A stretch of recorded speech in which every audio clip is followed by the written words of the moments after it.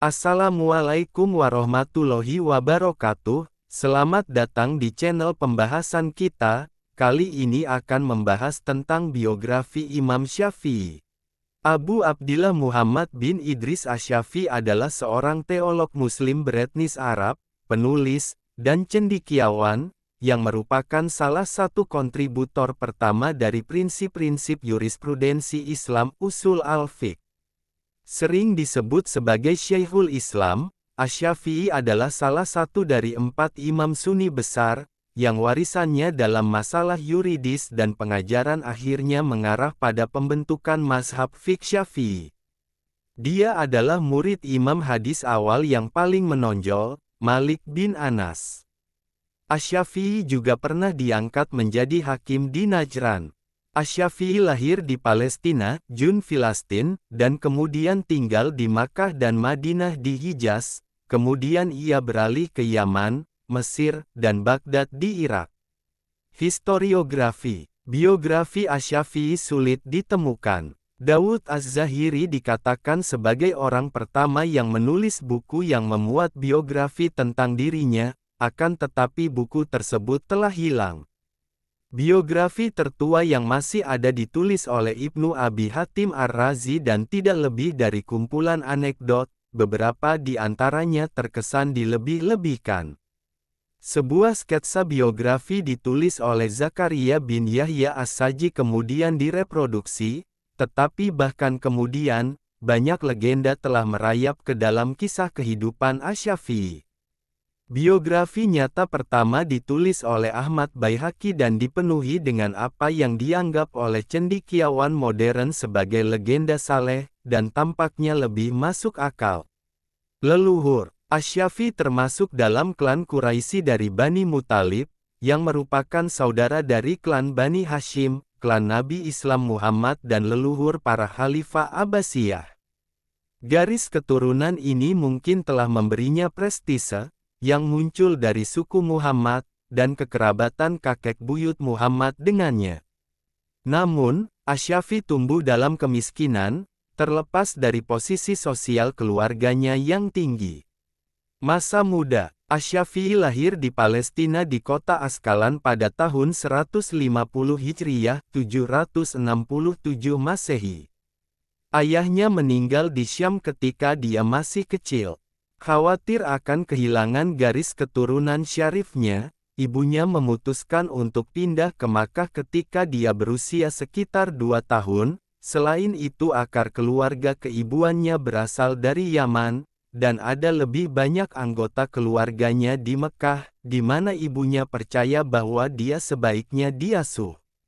Sedikit yang diketahui tentang kehidupan awal Asy-Syafi'i di Makkah, kecuali bahwa ia dibesarkan dalam keadaan miskin dan sejak masa mudanya ia rajin belajar. Sebuah riwayat menyatakan bahwa ibunya tidak mampu membeli kertas, jadi dia menulis hasil pelajarannya pada tulang.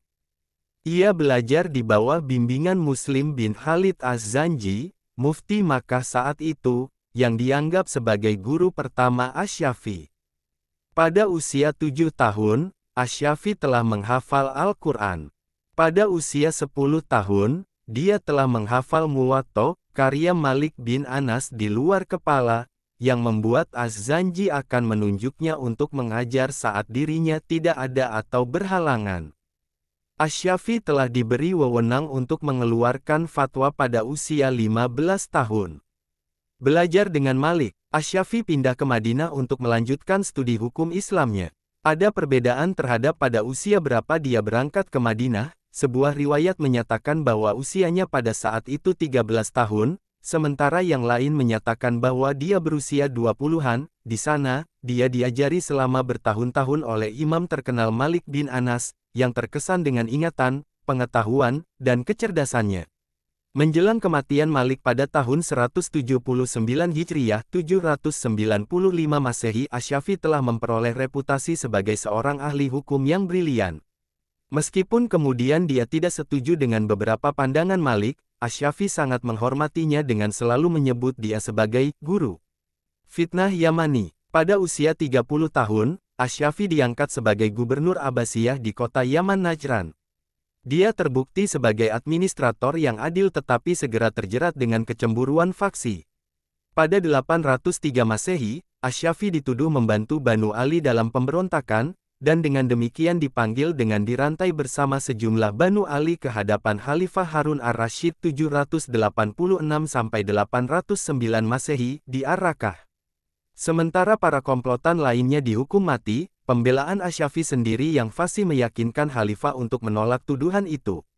Riwayat lain menyatakan bahwa ahli hukum Hanafi terkenal, Muhammad bin Al-Hasan Asy-Syaibani, hadir di pengadilan dan membela Asy-Syafi'i sebagai tokoh fikih terkenal. Kelak, peristiwa itu membuat Asy-Syafi'i semakin dekat dengan Asy-Syaibani, yang kemudian akan menjadi guru Asy-Syafi'i. Juga didalilkan bahwa kejadian ini mendorongnya untuk mengabdikan sisa karirnya pada studi hukum, dan tidak pernah lagi melayani pemerintah. Berguru kepada Asy-Syaibani, dan paparan ahli hukum Hanafi. Asy-Syafi'i pergi ke Baghdad untuk belajar dengan Asy-Syaibani dan lainnya. Disinilah dia mengembangkan mazhab pertamanya, dipengaruhi oleh ajaran Abu Hanifah dan Malik bin Anas. Karyanya kemudian dikenal sebagai Al-Mazhab Al-Qadim lil Imam Asy-Syafi'i, atau Mazhab Lama Asy-Syafi'i. Disinilah Asy-Syafi'i secara aktif berpartisipasi dalam argumen hukum dengan para ahli hukum Hanafi, dengan gigih membela mazhab Maliki. Beberapa otoritas menyatakan bahwa Asy-Syafi'i terkadang kesulitan dalam mempertahankan argumennya. Asy-Syafi'i akhirnya meninggalkan Baghdad menuju Makkah pada tahun 804 Masehi, kemungkinan karena keluhan dari pengikut Hanafi kepada Asy-Syaibani bahwa Asy-Syafi'i telah menjadi agak kritis terhadap posisi Asy-Syaibani selama perselisihan mereka. Akibatnya, Asy-Syafi'i dilaporkan telah berdebat dengan Asy-Syaibani mengenai perbedaan mereka, meski siapa yang memenangkan debat masih belum diketahui secara pasti. Di Makkah, Asy-Syafi'i mulai berceramah di Masjidil Haram, yang meninggalkan kesan mendalam bagi banyak murid-murid yang mempelajari fikih, termasuk ahli hukum Hanbali yang terkenal, Ahmad bin Hanbal. Penalaran hukum Asy-Syafi'i mulai matang, ketika ia mulai menghargai kekuatan penalaran hukum para ahli hukum Hanafi, dan menyadari kelemahan yang melekat baik pada mazhab Maliki maupun Hanafi. Berangkat ke Baghdad dan Mesir, Asy-Syafi'i akhirnya kembali ke Baghdad pada tahun 810 Masehi. Pada saat ini, statusnya sebagai seorang ahli hukum telah cukup berkembang untuk memungkinkannya membangun garis spekulasi hukum yang independen. Khalifah Al-Ma'mun dikatakan telah menawarkan posisi Asy-Syafi'i sebagai hakim, tetapi dia menolak tawaran tersebut. Koneksi dengan keluarga Muhammad. Pada 814 Masehi, Asy-Syafi'i memutuskan untuk meninggalkan Baghdad menuju Mesir. Alasan kepergiannya dari Irak tidak pasti, tetapi di Mesir dia akan bertemu guru lain, Sayyidah Nafisah binti Hasan, yang juga akan membiayai studinya. Beberapa murid utamanya akan menuliskan apa yang dikatakan Asy-Syafi'i, yang kemudian akan meminta mereka untuk membacanya kembali dengan suara keras sehingga dapat dilakukan koreksi. Semua penulis biografi Asy-Syafi'i setuju bahwa warisan karya-karya atas namanya adalah hasil dari setiap sesi pelajaran dengan murid-muridnya. Nafisah adalah keturunan dari Muhammad, melalui cucunya Hasan bin Ali, yang menikah dengan keturunan Muhammad lainnya, yaitu Ishaq al-Mutamin, putra Ja'far ash-Shadiq, yang kabarnya juga merupakan guru dari Malik bin Anas dan Abu Hanifah. Jadi keempat imam besar fiqh Sunni, Abu Hanifah, Malik, Asy-Syafi'i, dan Ibnu Hanbal sama-sama terhubung dengan Ja'far dari keluarga Muhammad, baik secara langsung maupun tidak langsung. Kematian dan makam. Setidaknya satu otoritas meriwayatkan bahwa Asy-Syafi'i meninggal akibat luka yang diderita akibat serangan oleh pendukung pengikut Maliki yang bernama Fityan. Cerita berlanjut bahwa Asy-Syafi'i memenangkan perdebatan dan Fityan yang tidak terima, kemudian melakukan pelecehan. Gubernur Mesir pada masa itu, yang memiliki hubungan baik dengan Asy-Syafi'i, memerintahkan agar Fityan dihukum dengan diarak melalui jalan-jalan kota dengan membawa papan dan menyebutkan alasan hukumannya. Pendukung Fityan sangat marah dengan perlakuan ini dan menyerang Asy-Syafi'i sebagai pembalasan setelah Asy-Syafi'i selesai berceramah. Asy-Syafi'i meninggal beberapa hari kemudian. Namun, Ibnu Hajar al-Asqalani dalam biografinya tentang Asy-Syafi'i, Tawali al-Tasis, meragukan cerita ini dengan mengatakan, "Saya tidak mempertimbangkan cerita ini sebagai sumber yang dapat dipercaya." Namun, Asy-Syafi'i juga diketahui menderita penyakit usus serius wasir, yang membuatnya menjadi lemah dan sakit selama tahun-tahun terakhir hidupnya. Dengan demikian, penyebab pasti kematian Asy-Syafi'i tidak diketahui.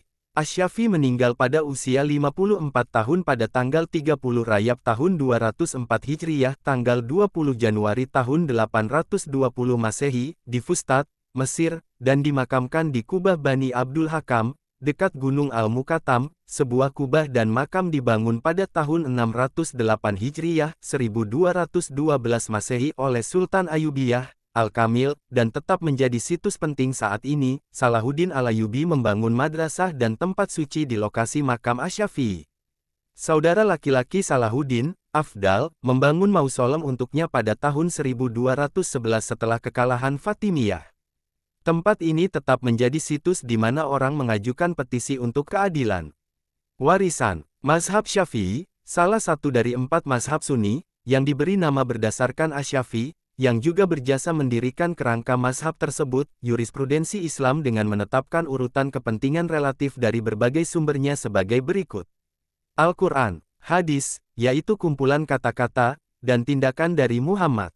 Bersama dengan Al-Quran, sumber-sumber ini merupakan sumber-sumber wahyu. Ijma, yaitu konsensus komunitas muslim tradisional murni. Qiyas, yaitu metode analogi. Sarjana John Burton memuji Asy-Syafi'i yang tidak hanya karena membangun ilmu fikih dalam Islam, namun juga pentingnya ilmu tersebut bagi agama. Dia berkata, ketika orang-orang sezamannya dan para pendahulunya mendefinisikan Islam sebagai sebuah fenomena sosial dan sejarah, Syafi'i berusaha untuk mendefinisikan sebuah hukum yang diwahyukan. Asy-Syafi'i menekankan otoritas akhir dari sebuah hadis dari Muhammad sehingga bahkan Al-Quran pun harus ditafsirkan berdasarkan tradisi, yaitu hadis dan bukan sebaliknya. Meskipun secara tradisional Al-Quran dianggap berada di atas sunnah dalam otoritasnya, Asy-Syafi'i dengan tegas menyatakan bahwa sunnah berdiri sejajar dengan Al-Quran, menurut sarjana Daniel Brown, karena, seperti yang dikatakan Asy-Syafi'i itu, perintah Nabi Muhammad adalah perintah Allah. Fokus komunitas muslim pada hadis Muhammad dan ketidaktertarikan terhadap hadis para sahabat Muhammad, yang hadisnya umum digunakan sebelum Asy-Syafi'i karena sebagian besar dari mereka masih hidup dan menyebarkan ajarannya setelah kematiannya, dipikirkan untuk mencerminkan keberhasilan doktrin Asy-Syafi'i. Pengaruh Asy-Syafi'i sedemikian rupa sehingga ia mengubah penggunaan istilah sunnah, sampai yang dimaksud hanyalah sunnah Nabi. Menurut John Burton, hal ini adalah pencapaian prinsipnya. Padahal sebelumnya, sunnah digunakan untuk menyebut tata krama dan adat istiadat suku. Asy-Syafi'i membedakan antara sunnah umat Islam, yang tidak otoritatif dan diikuti dalam praktik keagamaan, dengan sunnah Nabi, yang harus diikuti oleh seluruh umat Islam. Dengan demikian, definisi sunnah menurut Asy-Syafi'i hanya mencakup sunnah dari Nabi Islam Muhammad saja.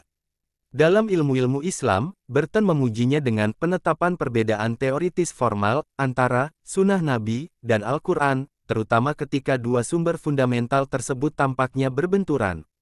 Penentang Mu'tazilah, Asy-Syafi'i adalah bagian dari para teolog tradisionalis awal yang sangat menentang Mu'tazilah dan mengkritik para teolog spekulatif karena meninggalkan Al-Quran dan sunnah melalui adopsi mereka terhadap filsafat Yunani dalam metafisika.